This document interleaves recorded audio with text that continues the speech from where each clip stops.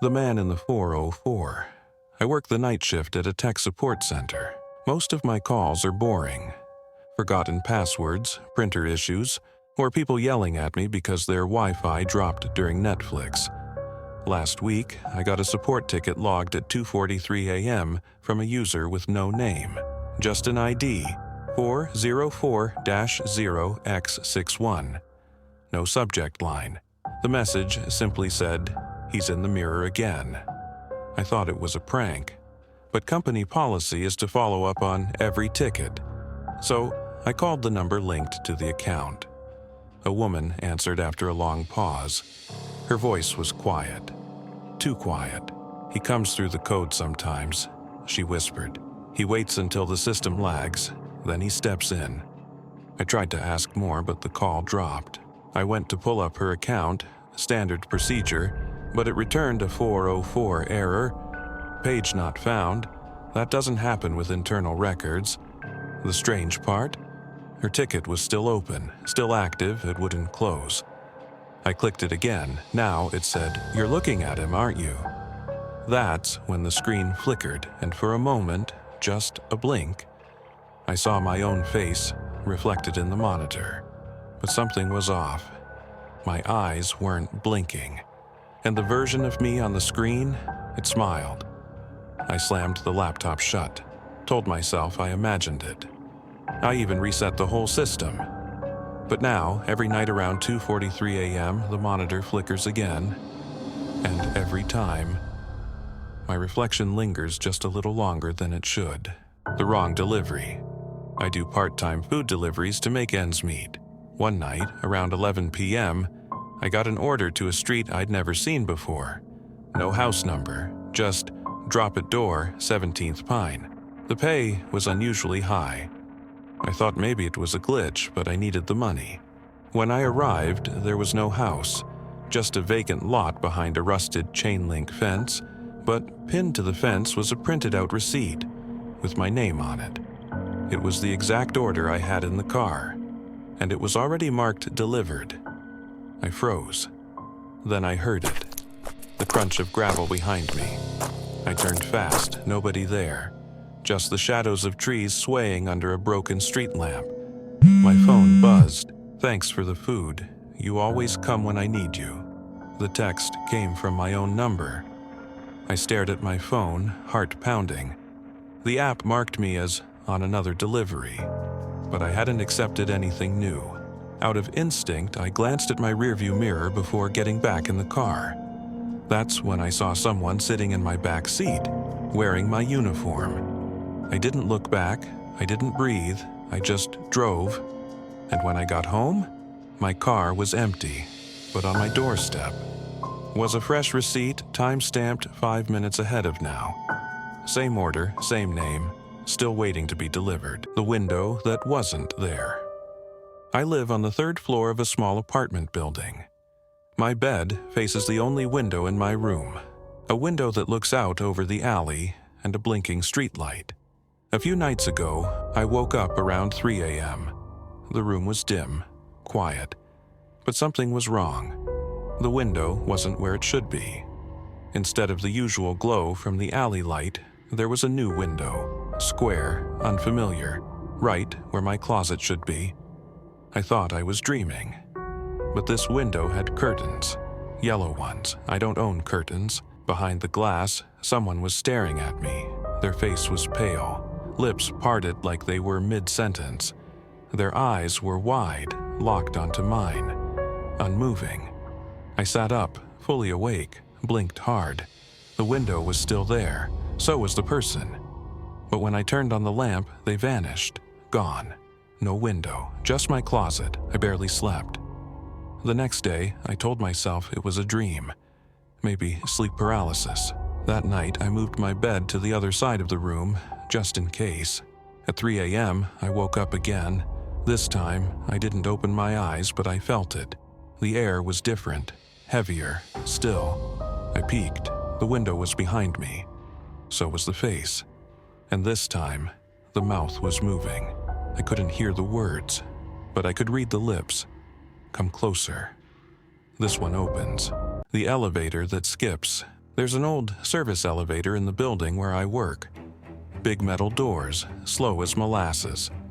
I never use it. No one does. But last week, around 10 p.m., I was working late, and the main elevator was down for maintenance. I had to take the service one to get to the garage. I got in, pressed B2 for the parking level. The elevator started moving, but instead of the usual ding between floors, there was silence. And then it stopped. No ding, no floor light, just a soft thud. The doors opened, but it wasn't B2. It looked like a hallway, concrete walls, no signs, flickering lights. And far down the hall, a door, slightly open, yellow light pouring out. The strangest part, the hallway was tilted. Not enough to fall over, but just enough that it felt like walking through a dream that doesn't follow gravity. I pressed the close doors button. It didn't work. I hit every button on the panel. Nothing. I took one step into the hallway, and the doors slammed shut behind me. Total silence. Then a soft sound echoed through the hallway. Not footsteps. Typing from behind that open door. I got closer and saw a figure hunched over a desk inside. Flickering monitor. Long fingers dancing across a keyboard. Then the screen turned. It was me. Typing the words, "You shouldn't be here. You're out of sequence." The figure looked up. Same face, same eyes, but it smiled wider than I ever could. I turned and ran back down the hallway, tilted or not. When I reached the elevator again, the doors were already open. B2 was glowing. I got in. As the doors closed, I heard it whisper behind me, "Don't miss your floor next time." It started with a voicemail. I never heard the phone ring, but one night I noticed a new message. No number, just unknown. I played it. There was a soft clicking sound, like fingers drumming on wood. Then a man's voice, low and distant. "You said it last night. You said it in your sleep." I didn't remember dreaming. I didn't remember saying anything, but then he said it again. "Don't say the name again. You let him in." Click, and a message. I laughed it off. Creepy prank, right? Until the next night. I woke up gasping from a dream I couldn't remember. My throat was dry. My mouth tasted like iron. I checked my phone. Another voicemail. This one was shorter, just breathing. And a whisper. 4 of them saw him. Only 1 of them knew his name. I tried deleting the messages. They kept coming back. Then, things got stranger. My search history filled with things I hadn't looked up. 3rd floor window. How to close a reflection. Delivery from nowhere. Service elevator skips floor. My heart sank. They were all connected. Every story, every event, they weren't separate. I didn't dream them. I read them. I heard them. And worst of all, I whispered that name in my sleep last night. I don't even remember it. But something in the house does. It's knocking right now. Software. Patient. Like it already knows I'll open the door. And it'll say my name the way I said his. I like listening to scary stories before bed. Helps me relax. Weird, I know. But there's something about horror that makes my mind quieter. Last night I found this video, 5 short horror stories. Comments were full of people saying they were creeped out for hours. Perfect. I hit play. The stories were well written. Creepy, but not over the top. A guy loses his phone, but it answers itself. A bus driver with no kids on board tries to pick up a lone kid. A woman breaks into her neighbor's apartment whispering in tongues. Someone's reflection smiles back when they shouldn't. A delivery goes to a place that doesn't exist. A window shows up on a wall that shouldn't have one. A hallway behind an elevator that's not on any blueprint. A name whispered through voicemails. I remember thinking, these are great but obviously made up. That's when I noticed something weird. My phone lit up. New voicemail, no number. It said, "You heard it 5 times already? This is the 6th. I paused the video, another notification. My search history filled with things I didn't look up. Reflection smiled. Third floor window.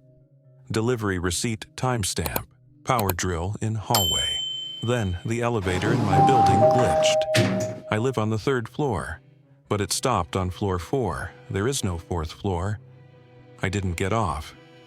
I went back to my apartment trying to calm myself down. Told myself it was just an overactive imagination. But then I passed my hallway mirror, and I didn't blink. The version of me in the mirror stared back and smiled. My phone buzzed again. A new message. The voice said, "These weren't stories, they were memories. Yours. The name only sticks when you hear it 6 times. This was the 6th. I'm writing this down because I think someone else will find this video. And when they do, they'll become part of it too.